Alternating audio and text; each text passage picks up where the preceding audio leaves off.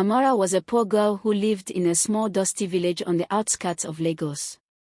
Her life changed the day her mother died. Soon after, her father remarried a woman named Momankechi. At first, Amara hoped her new stepmother would love her, but that hope quickly disappeared. Momankechi was cruel. Every morning before sunrise, Amara was forced to wake up and begin endless chores. She fetched heavy buckets of water from the stream, swept the compound, washed piles of clothes, cooked food, and cleaned the house. Yet she was rarely allowed to eat the food she cooked. While her stepmother and stepsister ate well, Amara often went to bed hungry. No matter how hard she worked, Momankechi always found a reason to shout at her. "Useless girl. Move faster," she would scream. "Do you think this house runs on your laziness?" Amara never argued. She endured the insults quietly. Despite the harsh treatment, her heart remained gentle and kind. One hot afternoon, Momankechi sent her to the bush path outside the village to gather firewood. The sun burned fiercely as Amara carried the bundle of sticks on her head and walked slowly along the dusty road. Suddenly, she noticed something unusual ahead. A luxury car had crashed into a tree by the roadside. Smoke rose from the engine, and the door was slightly open. Amara carefully approached the vehicle. Inside, she saw a well-dressed man slumped over the steering wheel.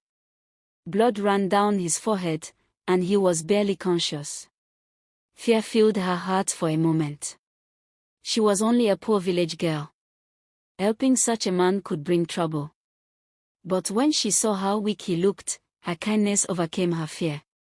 She quickly dropped her firewood and rushed to the car. "Sir, can you hear me?" she called softly. The man groaned but could not speak. Amara tore a piece of cloth from her wrapper and gently pressed it against his wound to stop the bleeding. Then she ran as fast as her legs could carry her back toward the village. Her feet pounded the dusty road, and her lungs burned as she shouted for help. After what felt like forever, she found some villagers and led them back to the accident scene. Together, they helped pull the injured man from the car and rushed him to a nearby clinic. By the time everything was settled, the sun had begun to set. Amara hurried home, worried about what awaited her. As soon as she stepped into the compound, Momankechi's angry voice thundered across the yard. "Where have you been all day?" she shouted. Before Amara could explain, her stepmother slapped her hard across the face. "You lazy girl. Wandering around instead of walking." "I was helping a man who had an accident," Amara tried to explain. "Lies," Momankechi snapped. "You think I'm a fool? You will not eat tonight." That night Amara slept on the floor with an empty stomach. Tears rolled down her cheeks as she stared at the dark ceiling. Yet even then, she whispered quietly to herself, "I hope the man survived." 3 days later, something unusual happened in the village. The quiet dusty road suddenly filled with the sound of powerful engines. Several black SUVs drove into the village, raising clouds of dust behind them. Villagers gathered around in shock, wondering who such important visitors could be. From one of the vehicles stepped a tall, wealthy-looking man dressed in an elegant suit.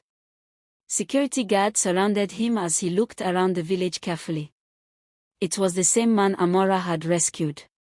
His name was Chief Adeyemi, a powerful and wealthy businessman. After recovering from his injuries, he had asked the villagers who had saved his life. When he learned it was a poor girl from the village, he decided to find her. "Take me to the girl who helped me," he told the villagers. Soon they led him to Momankechi's house. Momankechi quickly came outside, forcing a smile as she saw the expensive cars and well-dressed visitors. She had no idea why they had come.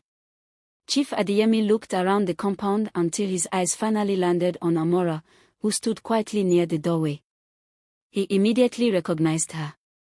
Slowly, he walked toward the frightened girl.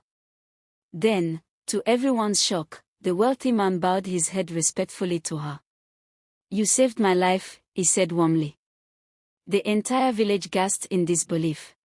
Amara stood frozen, unsure of what to say. Chief Adeyemi then turned to the villagers. This girl helped me when I was helpless and alone. Without her kindness, I might not be alive today. He looked back at Amara and smiled. A heart as kind as yours should never suffer.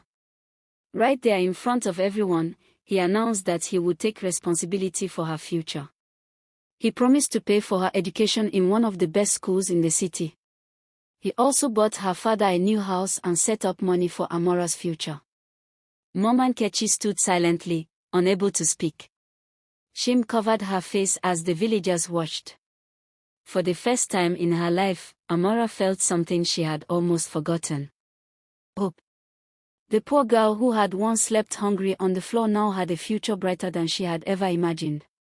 And from that day on, the village never forgot the lesson Amara's story taught them, that even the smallest act of kindness can change a life forever. Sparkles.